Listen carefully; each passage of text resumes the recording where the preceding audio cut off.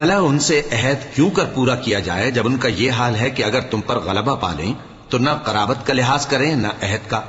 یہ منہ سے تو تمہیں خوش کر دیتی ہیں لیکن ان کے دل ان باتوں کو قبول نہیں کرتے اور ان میں اکثر نافرمان ہیں. یہ اللہ کی آیتوں کے عوض تھوڑا سا فائدہ حاصل کرتے اور لوگوں کو اللہ کے رستے سے روکتے ہیں. کچھ شک نہیں کہ جو کام یہ کرتے ہیں برے ہیں. یہ لوگ کسی مومن کے حق میں نہ تو رشتہ داری کا پاس کرتے ہیں نہ عہد کا، اور یہ حد سے تجاوز کرنے والے ہیں. اب اگر یہ توبہ کر لیں اور نماز پڑھنے اور زکات دینے لگیں تو دین میں تمہارے بھائی ہیں. اور سمجھنے والے لوگوں کے لیے ہم اپنی آیتیں کھول کھول کر بیان کرتے ہیں.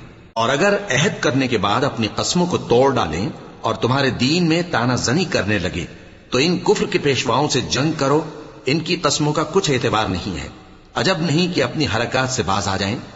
بھلا تم ایسے لوگوں سے کیوں نہ لڑو جنہوں نے اپنی قسموں کو توڑ ڈالا اور پیغمبر کو وطن سے نکالنے کا ارادہ کر لیا اور انہوں نے تم سے عہد شکنی کی ابتدا کی.